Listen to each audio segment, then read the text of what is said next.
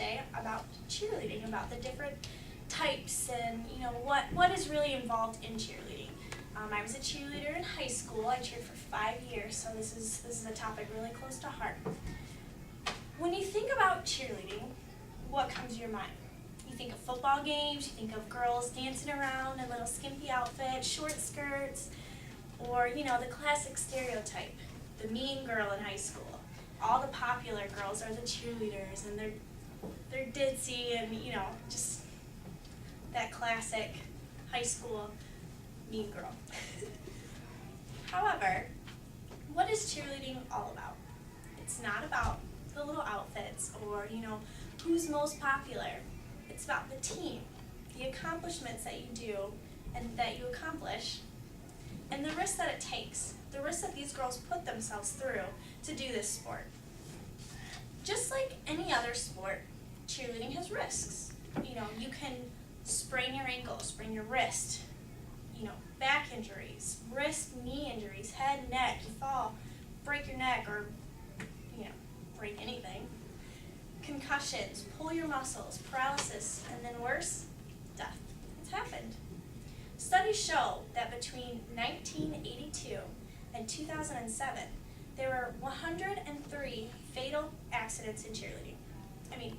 In girls' sports in general, and only 67 were cheerleaders. But still, 67 out of 103, it's a pretty, all girls' sports, including like basketball and volleyball, 67 were from cheerleading.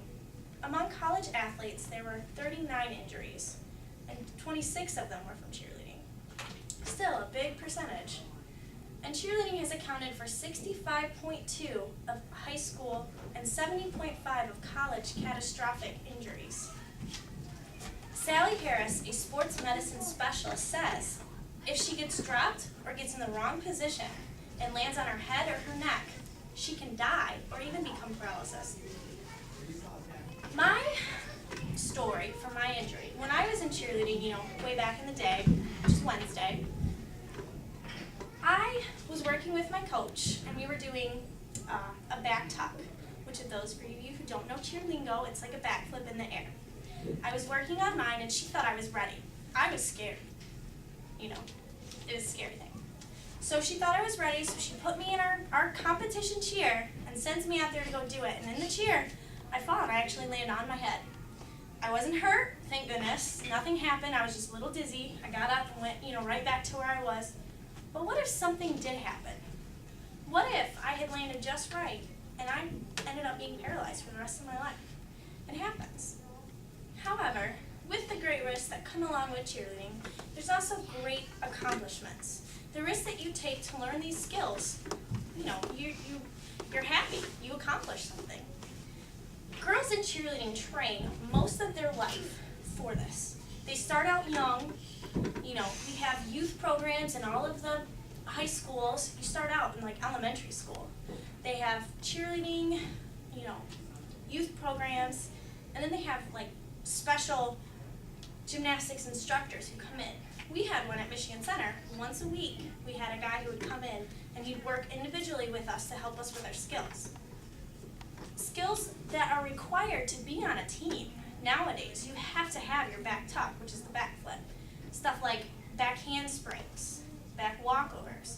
Your splits even are required, triple splits, your sides and your centers. And you even need to have parallel jumps, which is like our toe touches, in the air. Yes, those are very cool. Mandy Reiner of CWK Network states, cheerleading season never ends, and squads spend more hours in practice than most football teams. It's very true. These girls are serious about what they do, and they get one shot, and one shot only on that mat, to show what they really got and what they really know how to do. It's one time, once a competition, that's all you get. It's in these times where you become a team. And team is probably one of the biggest parts of cheerleading. These girls become your friends, your best friends. They're like sisters to you. It's like your family outside of your family. You're with them all the time. So of course you come close. However, if you're not working as a team, you're not really accomplishing much. Stunts fall, things happen, Girls argue, and that's not how a team works. There is no I in team. You win together and you lose together. No matter what happens, you're teammates. Cheerleading is a sport that never stops growing. There's always new skills, new stunts, new techniques, new jumps, new routines. Oh, there's always something more to learn. It's never boring. There's always something else you can learn. I thought maybe, one day I'd stop with my tumbling skills, and it just keeps going. So cheerleading is also a sport that takes lots of endurance, balance, coordination, and trust in your teammates. You have to trust them, in order to, the flyers that go up in the air, you gotta trust who's under you to catch you. So, and it's no wonder that these girls love this sport just so much.